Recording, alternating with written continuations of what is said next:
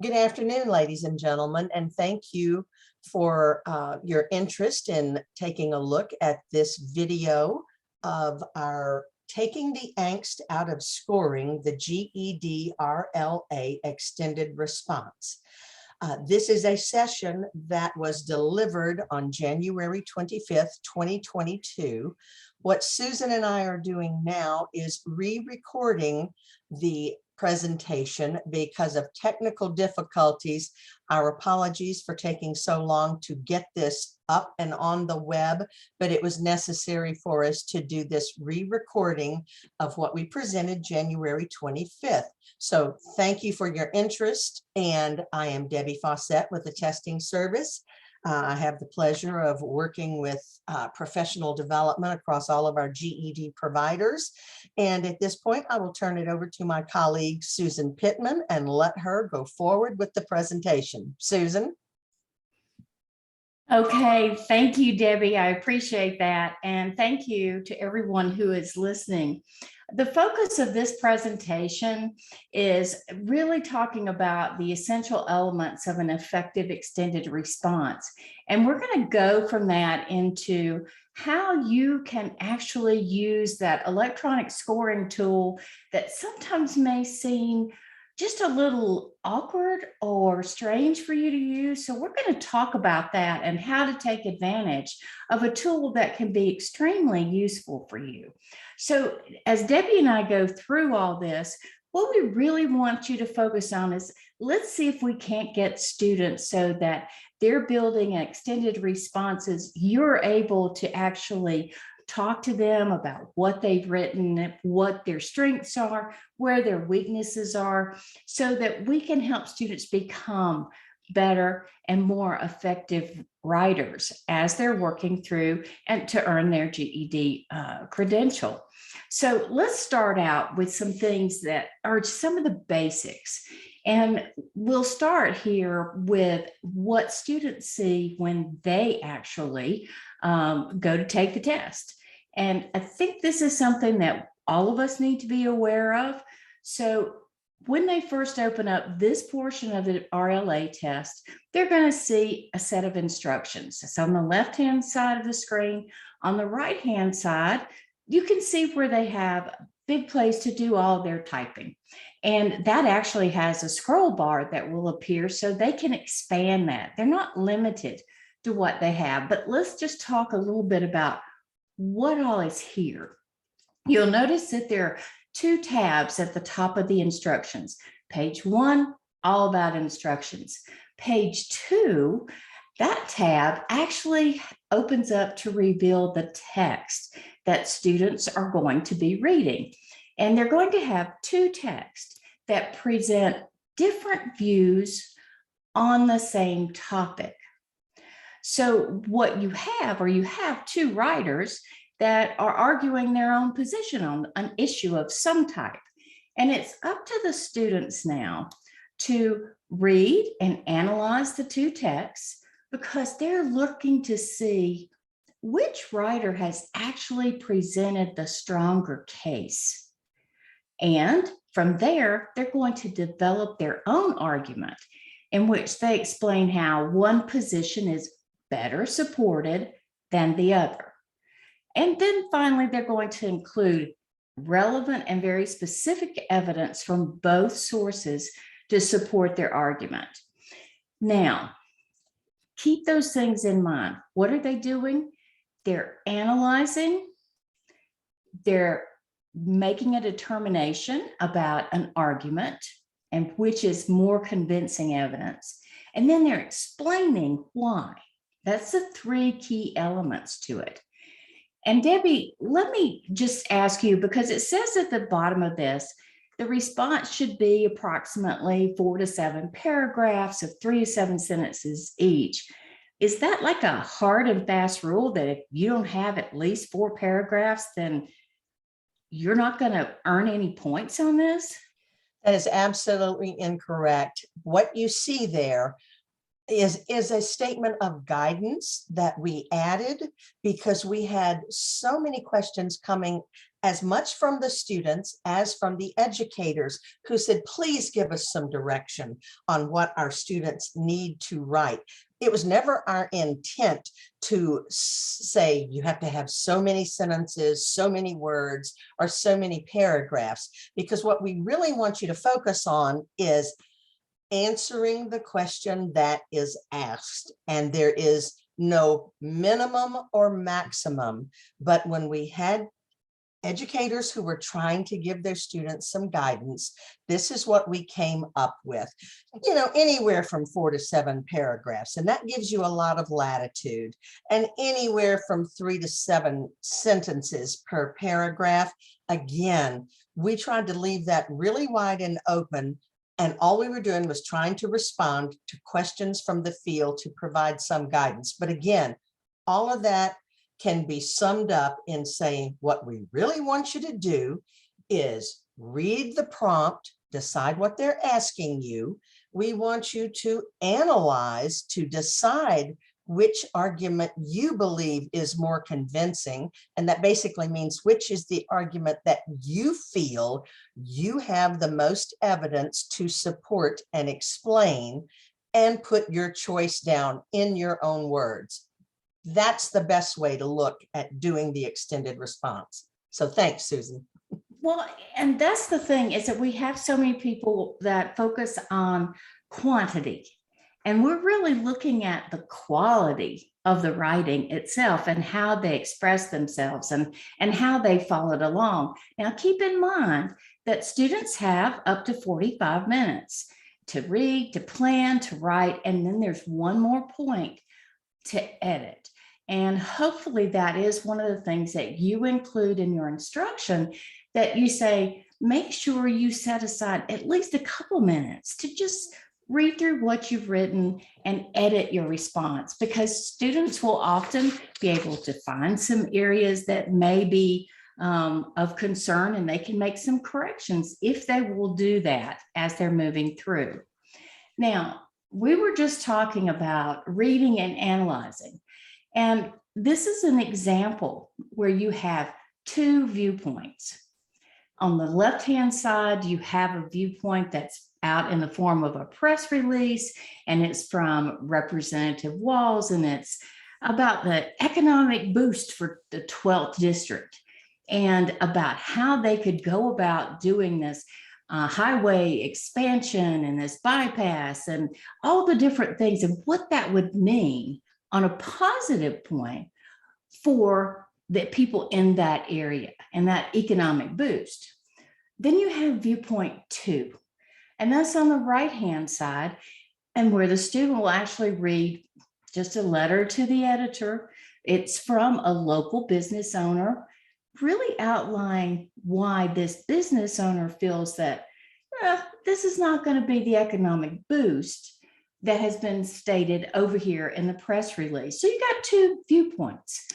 And the decision for the student is to look at to read through those, look at the evidence each has presented, and determine which side presented the strongest argument, viewpoint 1 or viewpoint 2. Now, Debbie, let me ask you this. If a student decides that they're going to do the pro side, can they earn more points because they take the positive as opposed to the negative? They cannot. There is no right or wrong viewpoint. It is a matter of, can that student pull out the information on that written page that supports why they think viewpoint 1 is the stronger argument, or they turn right around and find equally strong points to support viewpoint 2.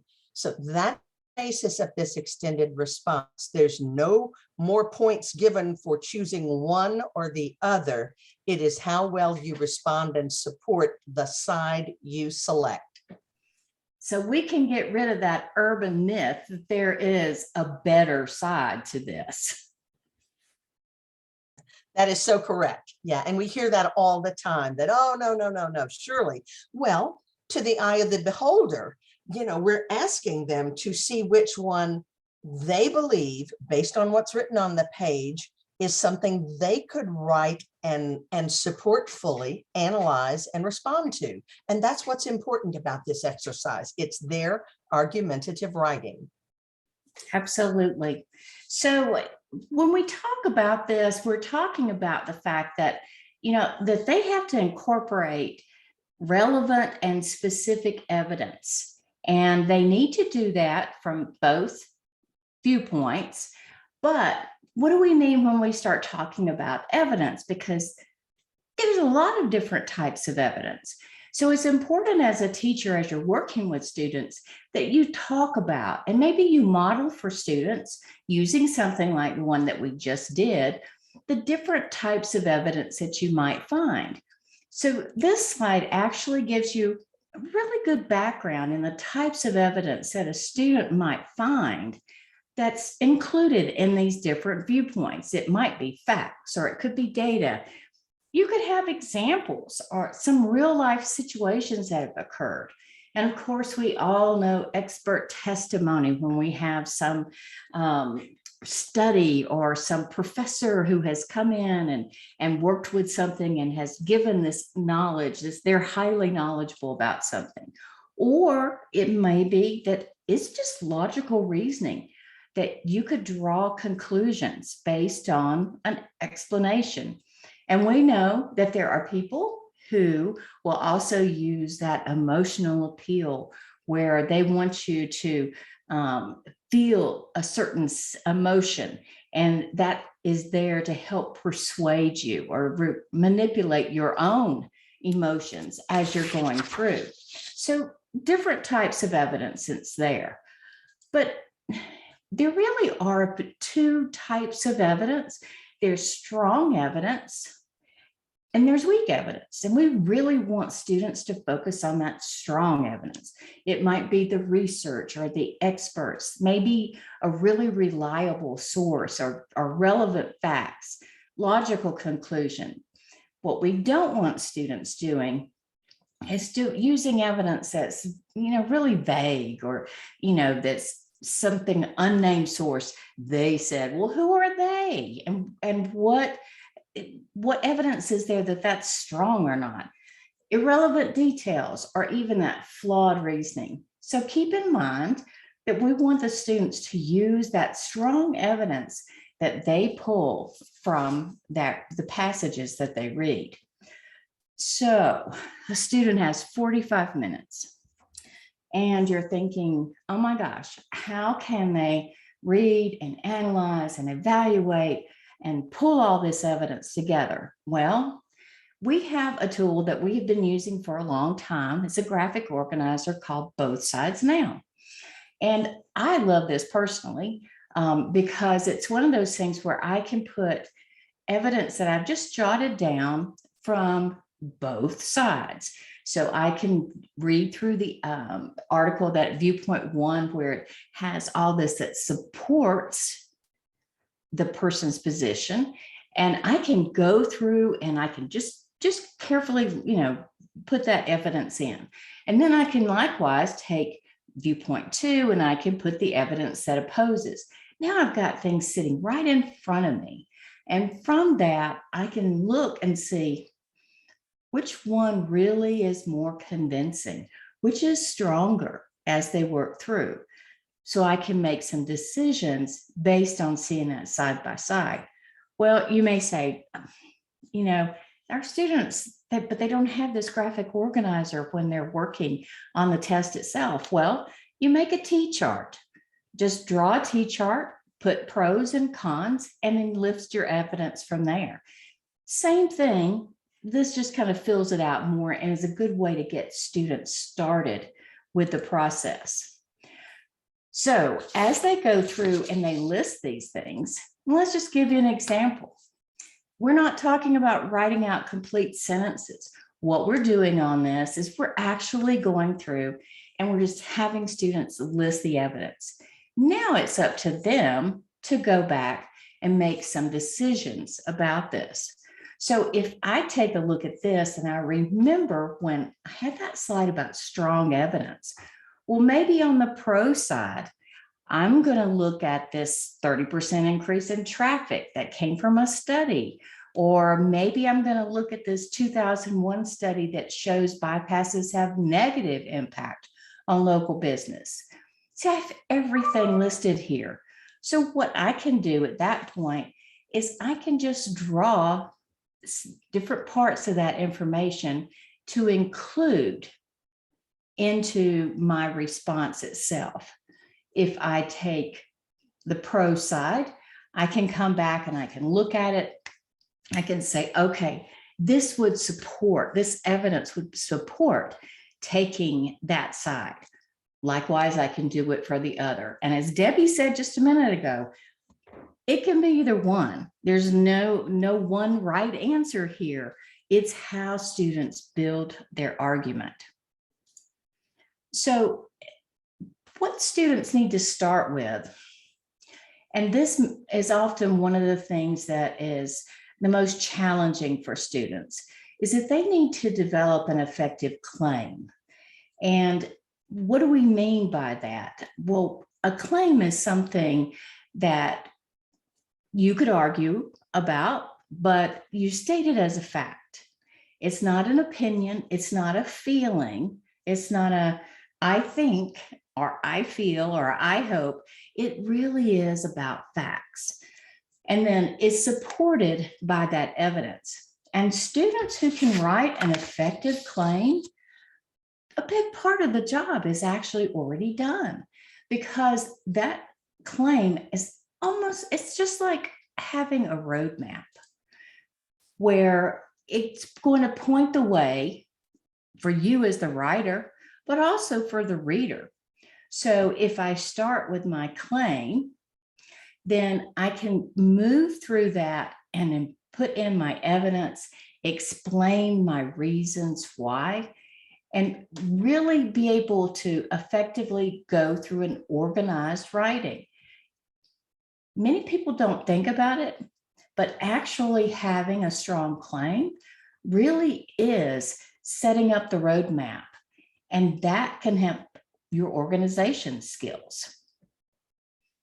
So as I look at this, okay, I have two claims here. And if you think about it, which one of these provides the best roadmap? Well, if I look on the left-hand side, I see, I feel Jenkins has the better argument, supported by common sense and enough data to win her argument. Okay. That's a sample of a claim that a student has written, and it may be just a little awkward, but it does have some positive points. Now take a look on the right-hand side. Both the press release and the letter to the editor offer positions that are supported by both fact and opinion. And it goes on and it talks about something from the press release and then into the letter.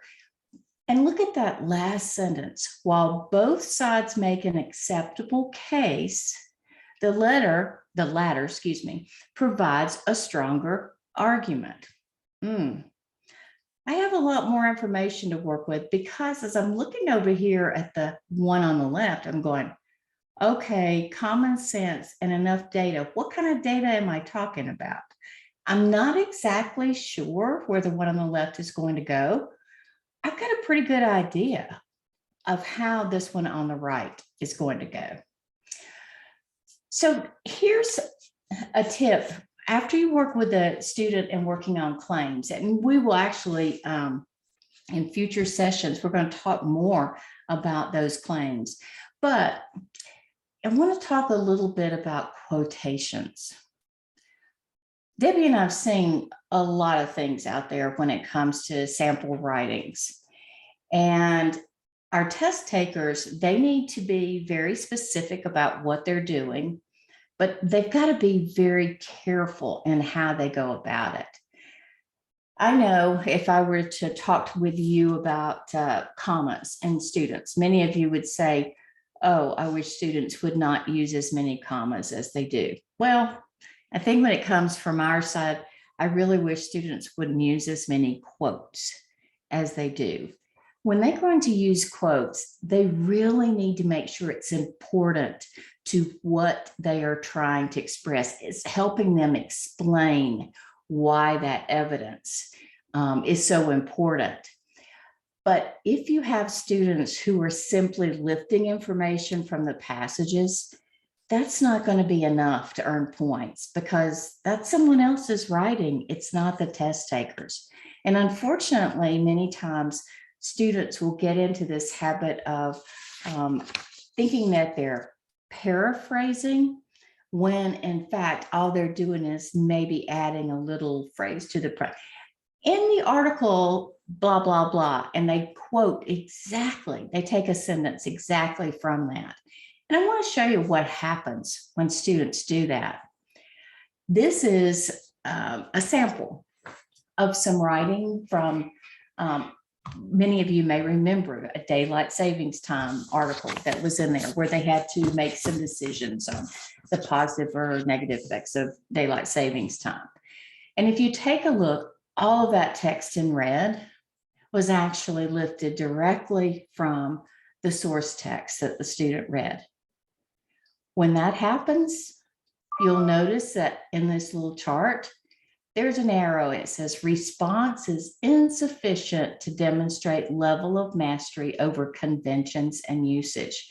In other words, in this sample right here, there's not enough original text to really score the response. So our students have to be careful that they're not just lifting that text from the source that they have read. So keep that in mind, because we certainly want the students to be able to demonstrate their own writing skills. So Debbie, we have this thing, it's called an electronic scoring tool. And I think personally that it's one of our least used and underappreciated resources that are out there. What are your thoughts?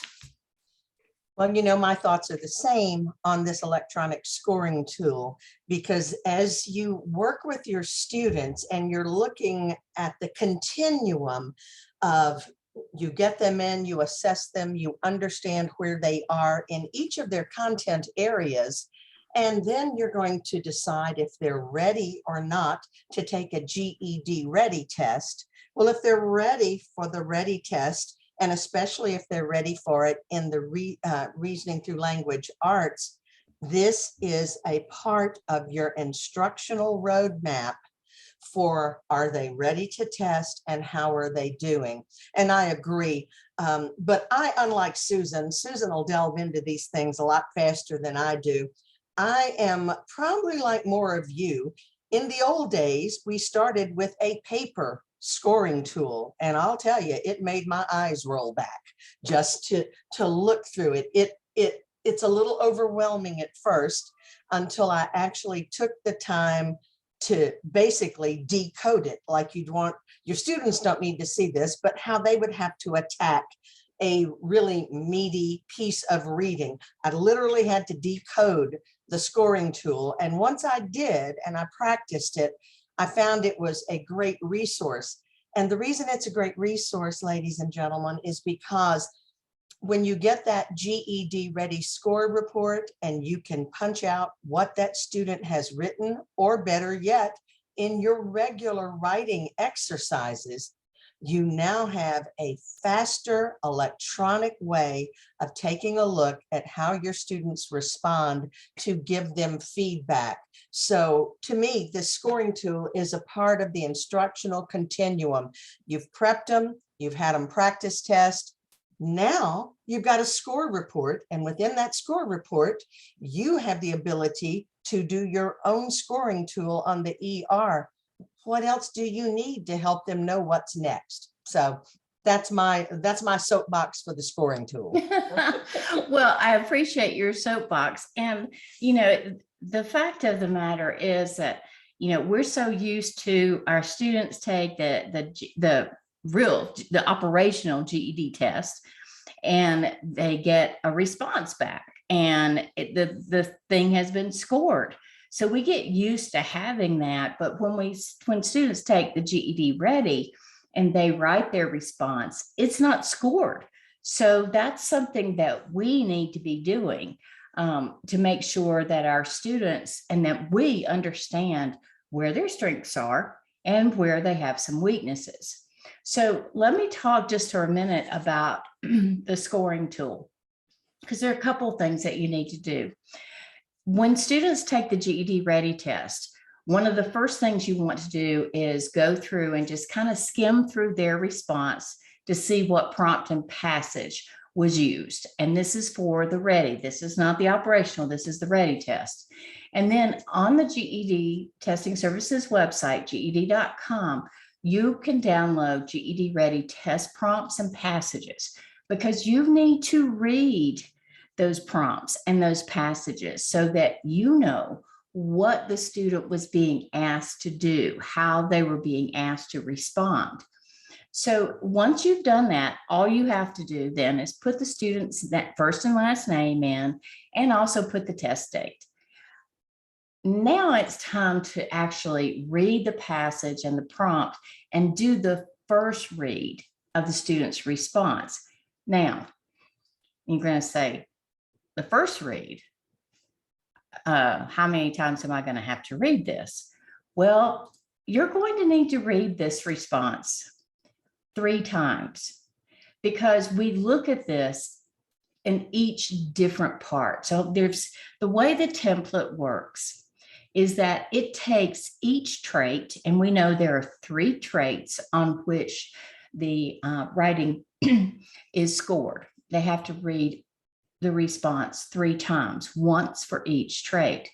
So each trait in the scoring tool is actually broken down into dimensions. And those dimensions are the things that a trained scorer would consider in scoring each of the 3 traits. So just take a look at this page. It generates, I have the creation of arguments and use of evidence. That's my trait. Now, I've read through my student's response, and I have to answer the question. Does it generate text-based argument and establish a purpose that's connected to the prompt? And from there, I'm going to start scoring. Now I'm really looking at the quality of the student's response from 0 up to a score of 2. And notice how they're written. No clearly stated claim, or this is not applicable, or I have at least one clearly stated or strongly implied claim, or is the student's claim explicit and clearly stated? You'll notice each of these is looking at the quality, and all you have to do at that point is actually just click on each one, which one this actually fits. So the student had a claim, okay? It's not explicit, but you understand it, so you give it a score of 1. As you continue down through the entire trait, what you're going to see is all of those different components on which things are scored, and you're going to make a decision. Is it at a score point 0, a score 1, or a score 2? So as you're working with this, there's things that you need to keep in mind. Each test taker receives 3 scores, 1 for each trait in the rubric. And as you're looking at these, you may see that,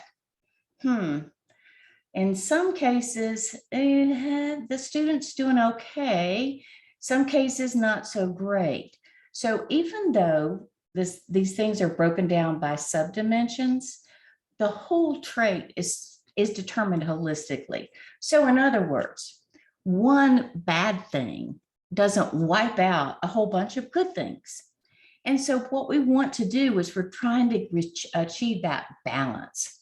Now, I highly recommend that you use some of the resource guides and take a look and study the annotations. What you'll see is how high levels and some subdimensions are balanced by lower levels in others. So we want to make sure that we're not letting just one thing impact the student's entire score. That's the important thing. So let's get down some to the nitty-gritty on all of this. So you learn the process, you use the tool. And as we're going through all of this, things that you need to know.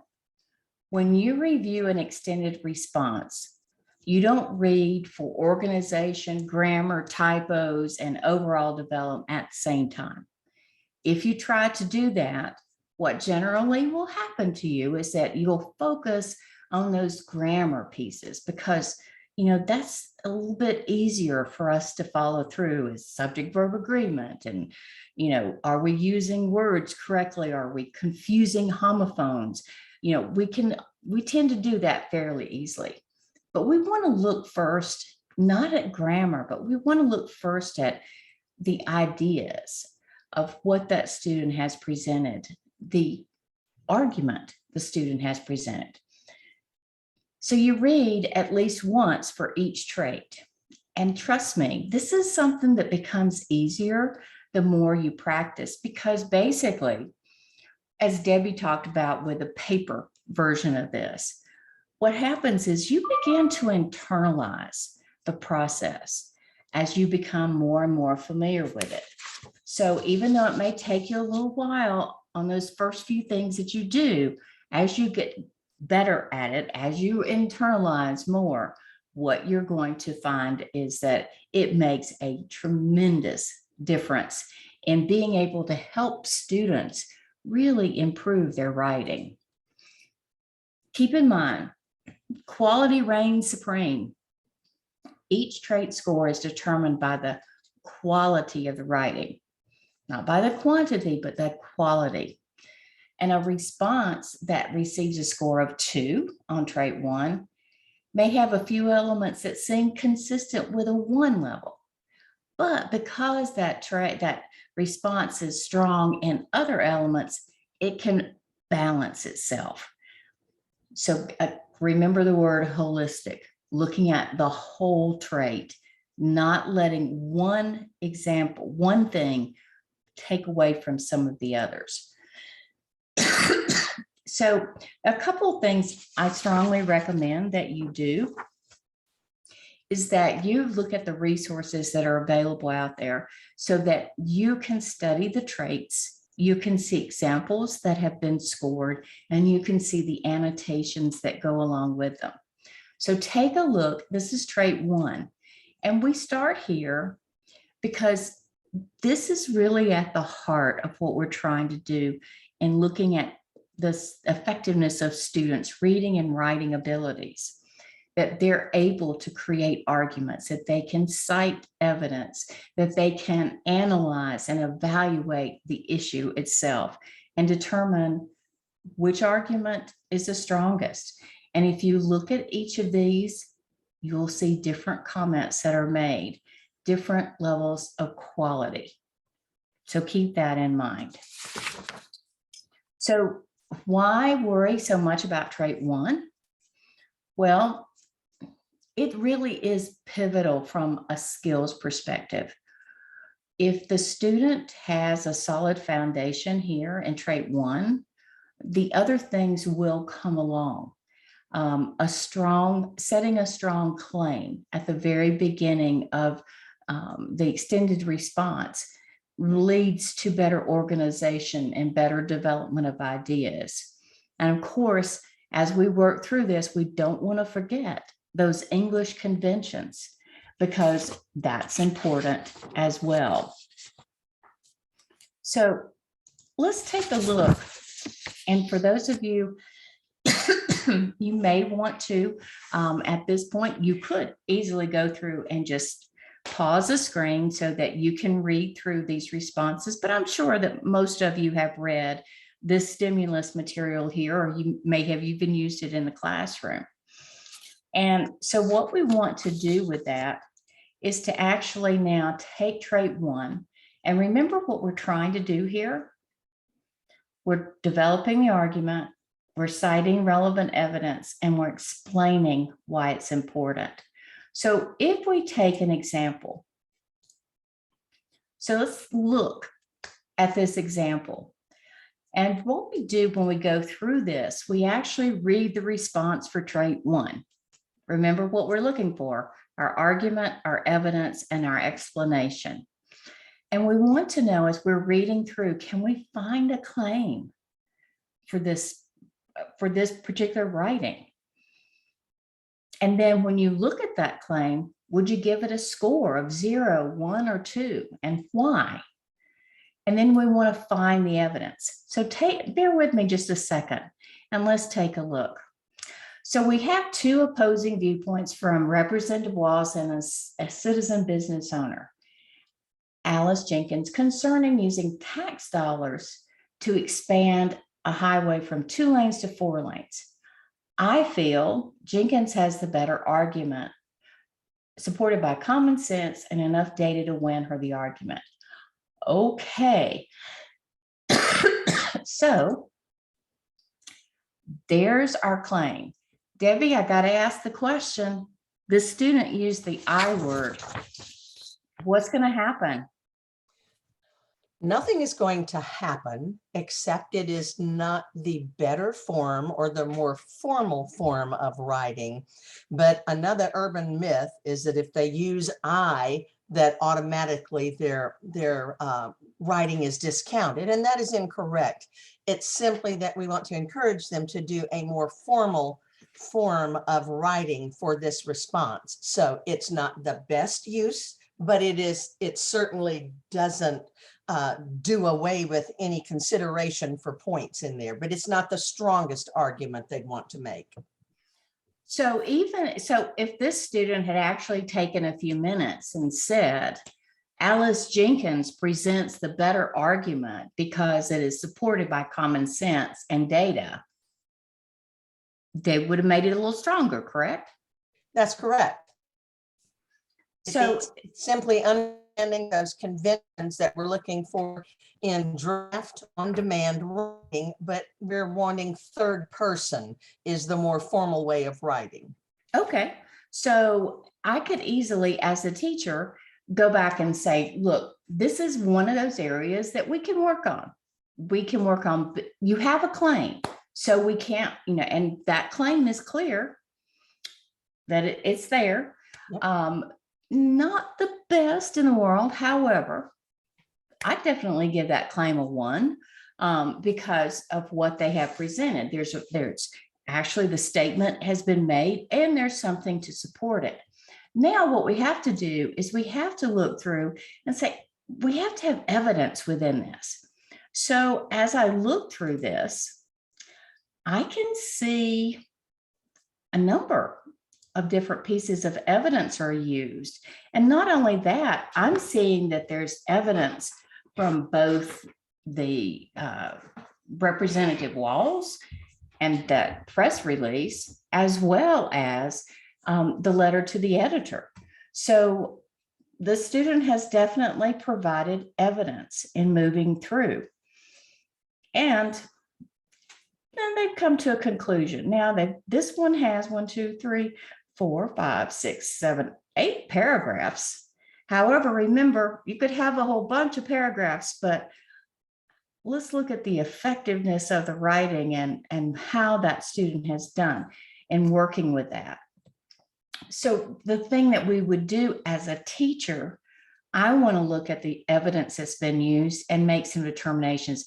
Did they use strong evidence? Did they use weak? Are we looking at some things where the student's inserting their opinion as opposed to what the true evidence is and maintaining throughout that? So that gives you an idea. And of course, if you're working with the electronic scoring tool, at this point, you'd be working through and clicking the buttons on whether it's a 0, a 1, or a 2 as you're moving through that process. So we start from there. And now we want to move, after we've done that, we want to move on to trait 2. And trait 2 is all about developing those ideas and having, a structure that's logical. As Debbie stated, we want that more formal third person style. And how do they use the words? Are they expressing ideas clearly as they're going through? So I'm going to come back again, and I'm going to look at how this has been set up. And I can see as I'm moving through here that there's a lot of evidence that's been given. It's fairly logical and moving through. And I can see too where I may have gotten a little bit out of into the personal opinion. Too many times politicians think that minimum wage jobs are good jobs, which they are not. So, but that person has at least followed up from there, looking at this from a standpoint of going, that there is a study that has been done. So we've got some strong evidence that's been placed in here, and we have that logic that's moving through. Now, are there some things that we could pull together and organize more effectively? Yes, we could do that. You'll notice that in those first two paragraphs that are up there, actually that could be joined into one.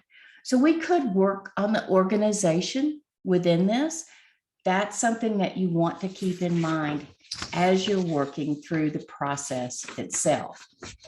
This is really about taking that, and this is for instructional purposes, taking that deeper dive into your students' writing to help them make it the best that it can possibly be. Now, we have one other thing where there's some areas here where we might want to change the order of things. But again, you keep working with this so that we don't want students to feel overwhelmed with it. But this is really giving you as a teacher a lot of information. And then we come to trait 3. And trait 3 is really about the clarity and command of standard English conventions. And what I would like to point out to you very quickly is if you look up here in trait 3, score 2, look at all the description. This is what you're looking for in the student's writing. But an important point to remember is this doesn't just show up in the writing itself, the extended response, but this also shows up when they assess some of these items in the technology enhanced portion of the test itself. So keep that in mind. But you should be aware of what do we want our students to have in terms of their strength in their writing when they work with sentence structure and they're working with the conventions itself. So if we do this, now we're coming back to read for the thing that too often as teachers, we want to look for first, and that is all of the grammar and different issues that are out there. And so as you look through this, you're going to see that, that there's a few problems here with sentence structure. We may actually have some issues where the student needs to look for those run-on sentences, those fused sentences, and even sometimes some sentence fragments that are included there. But this is the component that you will look at the very end. Now, you've been clicking all these things in the electronic scoring because you've taken it trait by trait by trait. Where do we go from here? Well, now, thankfully, the electronic scoring tool is going to create a report for you based on how you've scored this particular test and the student's response. And this is what the report actually looks like. And you'll notice from up here the key, where with 1, it says needs improvement. If it has 2 little dashes, it's satisfactory. And 3 is desirable. So I want to go back and I want to look at those things that need improvement, and that's where I'll start. So notice I have this attempted claims. I have some off-topic information that's there. And maybe this student really hasn't evaluated the argument the way they should have. So those are the first 3 areas that I want to look at. But one thing I want to do as a teacher, I want to find some quick fixes that I can help my students very quickly with. And also I want to go through and say, okay, this may take me a little longer to work on it. And I know that the first thing I can do is help them get rid of that off-topic information. Quick fix. And that I can go through and we can talk about those claims and how we want that student to have stronger claims. So I'm going to kind of set up my plan. Where do I want to go? How do I want to approach these things? Number 3 here, I'm not putting it as low on priority. It's something that's going to take a little longer for that student to understand. So I want to make sure I get in there and I start pulling items that can have the highest value first, and then I can move on to the next ones. Now, we'll get the same kind of report from trait 2. Again, we see the areas where the student needs the work and needs that improvement. And I'll look at that and see, okay, what can I start with? And as Debbie said a little while ago, easily we could work with getting rid of the I. We could actually move into that third person instead and help them work with that so they don't make that mistake. And I have to make sure on a longer term basis that my student actually can organize effectively, because I want this to be very clear, coherent writing as they're moving through. So again, you may start with some different areas because that's where you feel is most important. However, let the report be your guide in helping you do that. And then last but not least, of course, I'm going to be working with the English conventions. And I've noticed that sometimes this one person's a little wordy, and that is an area that we quite often find. The student doesn't use transitional words the way that they could, and maybe there's some problems with homonyms. So I can always work within those to help that student. Again, I'll approach different things in a separate order because I don't want to overwhelm the student from the very beginning. So a couple of little comments here before we close out. Where are students likely to get stuck? First of all, it's in doing that close reading and identifying different types of evidence. And that's easy for you if you can model for students how to use that both sides now or a T-chart so they can list the evidence that they find. And you talk about that. Then it's making that determination, which is the best supported argument. Where are we going to have students go with this? They have to understand that this is not about whether they agree or disagree with whatever the issue is. It's about which one of those viewpoints was best supported. So, and then getting into the why. Sometimes it's hard for students to explain why an argument was best supported. So that's an area that they can get stuck and we need to work with them.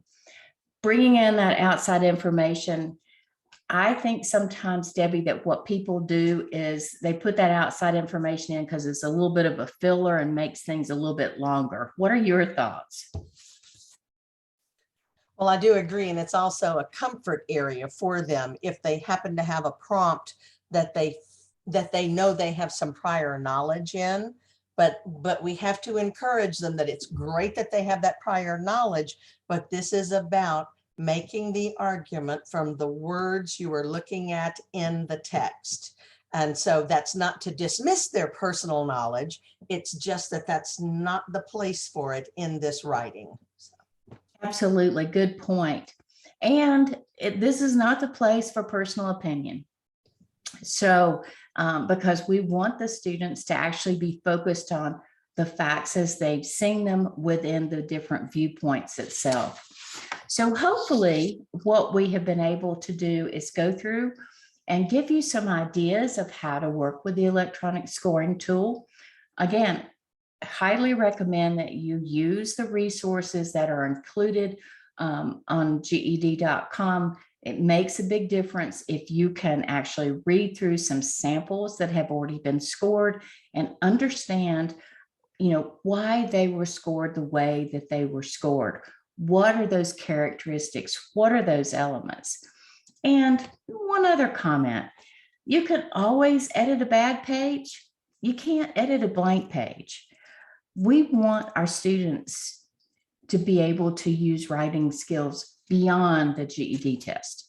We want them to be able to take those skills that they've learned in the classroom and put them to work in the workplace, at home, with their families, in their communities. And, we want them to be able to present themselves well verbally, but, when someone goes in to apply for a job, we want them to be able to present that well in writing. So keep that in mind as you're going through. And just to talk for a few minutes about some resources that are available. There are a number of different things. You see there's a link here to YouTube on the extended response. This is a short, barely 4-minute YouTube video that you may want to show to your students. It is certainly something that would be good for you to take a look at as you're going through, that really hits on some of the key areas within this. And then we want to make sure too that you can get in and find that scoring tool. And if you take a look, it is listed under educators and admins, which is something you don't have to log in for. You don't have to sign up. All you have to do is click on that, and that will take you to this page. And from there, you'll see free classroom materials. Just click on those resources, and from there, you'll be able to pull up the information that you're going to need. And here are some examples of the tools. There's the extended response scoring tools itself. You may also want to use the classroom practice that's provided. There are quick tips. Notice this is in English as well as Spanish. And these are some excellent, excellent resources. This will provide you with samples of writing that have been scored, and that you can begin to see how this process works. Because this is all about you internalizing those traits, what they represent, and what you can be doing to help your students as they're working within the program itself. And there is so much more. There are guides that are included here. There are more videos. There are things that have been posted from our Tuesdays from Teachers webinars. And these, yes, they go back quite a ways. However, they're still loaded with information that can make a difference for you as you're working within the classroom. So having said that, Debbie, any other comments or concerns you want to talk about? Actually, you took one of the questions right away from me. A few slides back, you were saying it would be helpful to look at the resources where we have different scored documents. And I was going to ask you to make sure people know how to find that. And you did that on this slide, where we do have annotated written responses that will help you understand, okay, I read this and it would be scored at a 0, or I see why this would have been scored at a 1. So you answered the question I was bringing as you went a few slides back, but I just think it's, I will take up the mantle for our assessment team and our test development team. There are a wealth of resources out there, but unless people understand where they are and avail themselves of the resources, all the work that team does in the background does no good if we can't make sure that we share the information with our teachers so that you can use it in the classroom. So that was my point, and you kind of tied it together. So that's it. Okay. Well, we thank you for taking time to watch this video today. As you're finding it, it's posted on the GED.com website under the PD webinars that we present every month at Tuesdays for Teachers. We hope that you will be able to use this information in the classroom. If you have any questions or concerns, then you can always go help@GED.com and provide your question there, and someone will get back with you, or you can contact Debbie or me. Our emails are included here, and we'll be glad to help you in any way that we possibly can. Again, thank you for taking time to be with us and to learn more about a valuable tool that maybe we just don't get to use quite as much as we should. So have a great day. And with that, we thank you for being here. Thank you so much. I'll stop the recording now, and we look forward to seeing you at one of our next sessions. Goodbye.